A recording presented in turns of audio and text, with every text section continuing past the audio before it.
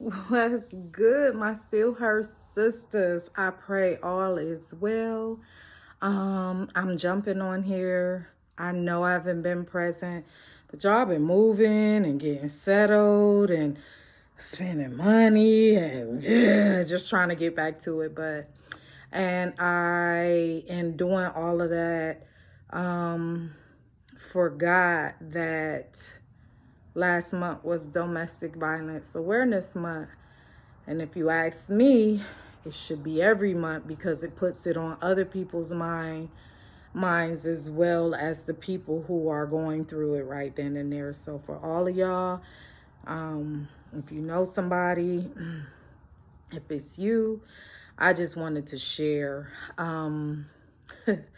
Yes, I'm a survivor, but I didn't just survive it just because I made it through and I'm here, but I survived it because I also worked through some things within myself. After that, I had to face some demons. I had to ask myself some real hard questions. And I can remember y'all had my first black eye in the 12th grade. I was an abused teenager and a single mama while I was pregnant. So it was bad. Like, I remember having to go to school to take my finals. Like, they don't do it like they used to, like they do now. I had to take my final exams in order to graduate from school because that was one of my goals. Like, dang, I'm a teen mom with one already and another one on the way before I even graduated from high school. And I was determined to finish school. So I had to go to school with a black eye to take them finals. You know what I'm saying? And it was embarrassing. I heard the people snickering. They was talking. They was laughing. I was ashamed. I was stunned. I couldn't understand why me. And I wasn't the only one in the school at the time going through that. Yeah, and I often sit back and wonder to myself, like, what would make a teenage boy want to fight a girl? Like, it was a lot, but I can remember that black eye. I can remember that I didn't go through that with my first daughter's dad. I can remember wondering why he ain't like me. I can remember the stalking. I literally was stalked. To this day, if a blind got a little crack in it or ain't closed all the way, still feel some kind of way. I gotta make sure them babies closed all the way. I wouldn't even call it PTSD. It just is what it is. I don't give it a label. It's just something I endured and had to go through and grow through. I can remember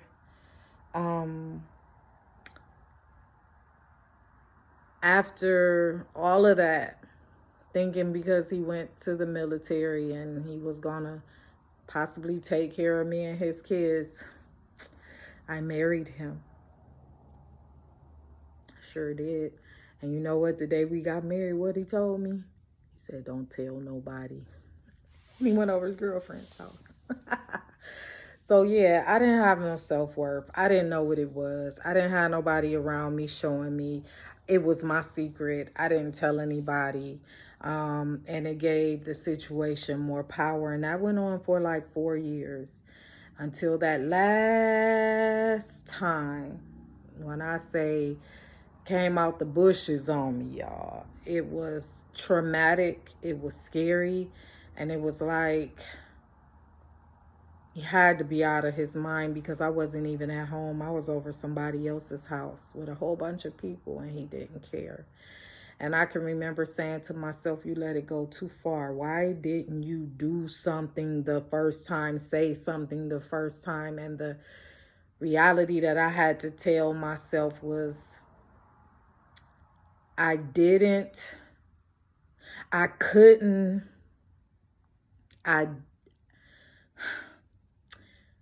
I couldn't undo the story that I was telling myself for the reality of what it really was.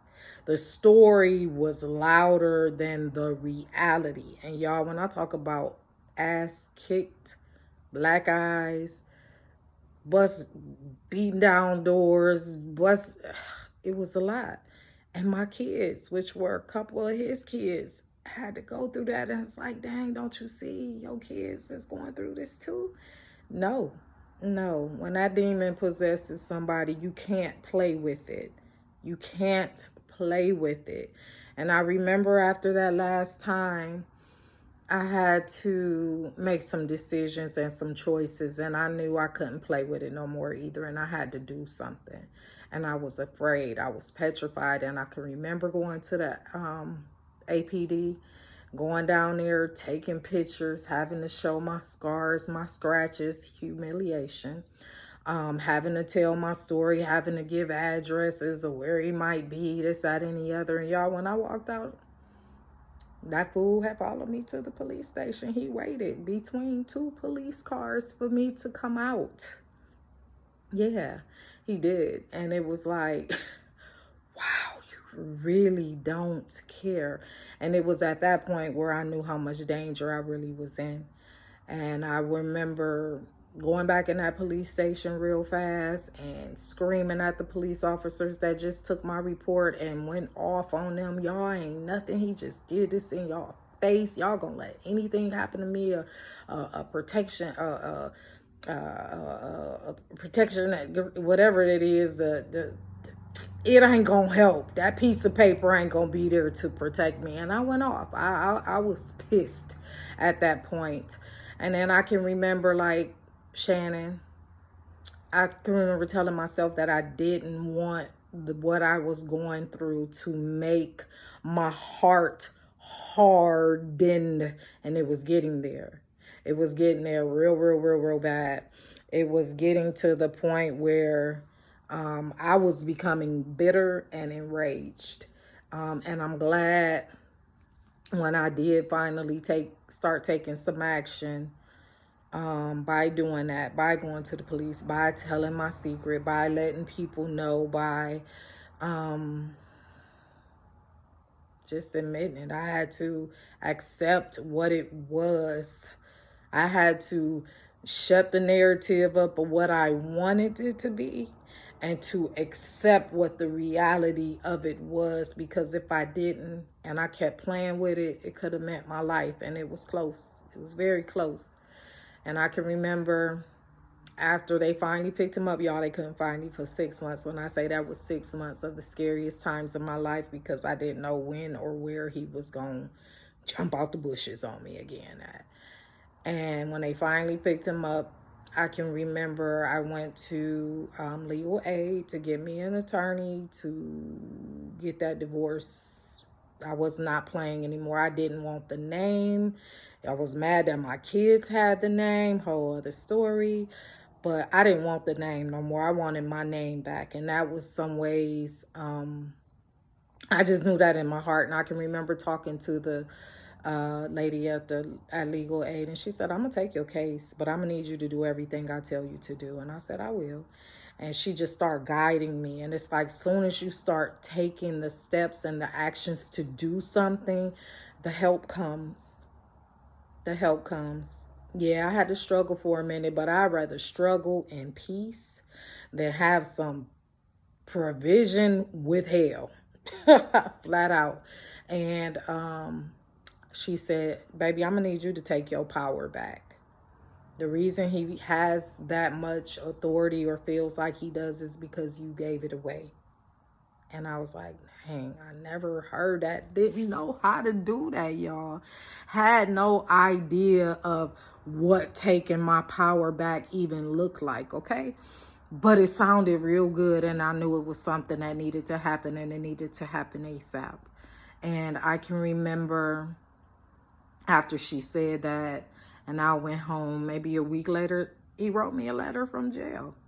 And I can remember writing on that letter without opening it, returned to sender, return to sender. I was done. I was done. And I could feel myself getting stronger and stronger and stronger and stronger. And after that, I went through it and everything like that. And I can remember some things I did to take my power back, and I wanted to share them with you. I took my name back. I decided that if I had to raise my kids alone, it was better than having their daddy in their life, because what kind of mom would I be to let them be around a man who didn't love me and watch them see that? What type of responsibility was that? No, I'd rather accept that I chose a fool, because most of us won't admit. I had to accept that I chose wrong, and I probably chose out of my brokenness. And it was, I didn't know my worth. I didn't know who I was. And I was 18, y'all, and pregnant. One of the times he sat on me on my pregnant belly and punched me in my face. Now, I ain't coming on here to make you feel sad. I'm really coming back on here to encourage you. To begin to take your power back. The more you take the steps to begin to take your power back, y'all, the more you will do it. And I can remember it, little steps. It can be calling the domestic violence hotline to see what type of help is out there for you. It could be telling the secret. It could be taking your name back. It can be it can be writing return to sender on a letter. You have to decide to stop, to choose you, because you're priceless, you're precious, you're a masterpiece. And I can remember hearing the lies that he was telling me about myself and starting to believe them myself. No, I'm going to tell you the truth. The truth is you are enough. The truth is, yeah, you may have to struggle for a minute. It's okay. It's not worth your life. A little couple of pennies, a bill paid. I'd rather sit with the lights off in peace than have my bills paid and live in hell.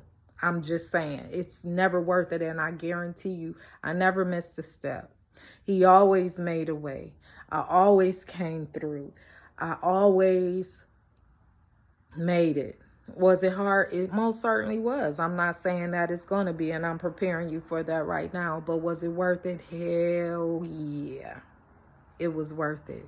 It was worth my life. It was worth him seeing me take my power back and knowing that, oh, she ain't the same no more. Kind of like the Diary of a Mad Black Woman, where she said the old Helen is gone. And I didn't want revenge. I wanted freedom. I didn't want anything to do with you. I wasn't chasing him. I wasn't looking for him. He stalked me. He bothered me. And I'm like, just leave me alone. I wanted my peace. So for whomever this is for, I know this is a lengthy video, but whomever this is for, baby girl, your still heart, regardless of what happened, regardless of what was said in your ear. And nowadays, it ain't just him. Women trying to beat up on women too. Come on. Enough is enough. Take your power back a little bit at a time. Get you a support system. Tell somebody and fight. And I don't mean you got to fight with your hand. You fight with this. You undo the narrative you've been telling yourself of what you wish and hoped and, waiting to see if it can be. And you better check reality and see what it really is. Because the more you play with it, the more dangerous it gets. Don't play with it, okay? It's not a joke. Your life, the life of the people around you, and the life of your babies depends on it, and it's in you. The strength is in you, the courage is in you, or he would never try to take it from you in the first place. Okay, so I'm gonna go ahead and cut off on here. Kind of heavy. I ain't had to talk about that or relive that in a long time, but I know it's somebody out there going through it. I know it's somebody out there scared to take a step. I know it's somebody out there ready to go and don't know how. I don't have all the answers. I can just tell you my story, but there is help. I'm gonna need you to find that help. Like I said, if it starts with making a phone call to the domestic violence hotline, they will begin to give you help, shelters. Y'all, it's worth it. I don't want to leave it's worth it. I want to say, it's worth it. What about my kids? It's worth it. It's worth it. I'm going to have to go get it. It's worth it. Take your power back. Enjoy your freedom and peace. And quit living in hell. It's already enough out here. So I pray that this touches you. Share it with somebody who needs to hear this. And I love you. And you are still her single mama with your bad self, with your pretty self, with your smart self. You don't have to be with nobody who's jealous of you. You don't have to be with nobody who don't like you. And you don't have to be with nobody just to be with somebody. Okay? Please leave your thoughts and comments in there. And if there's anything I can do, I'll be the one to help you look up the resources. If you're in Orlando, Florida, I know a program called Stand Up Survivor. Call them. I'll put the information in there. If it's other places, I'll see if I can find that too. But do your due diligence. When you get those moments of peace and time, don't just sit there and, oh yeah, it's going to be okay. No. Don't play with it. Execute, plan, prepare, and then take action. I love y'all. Bye.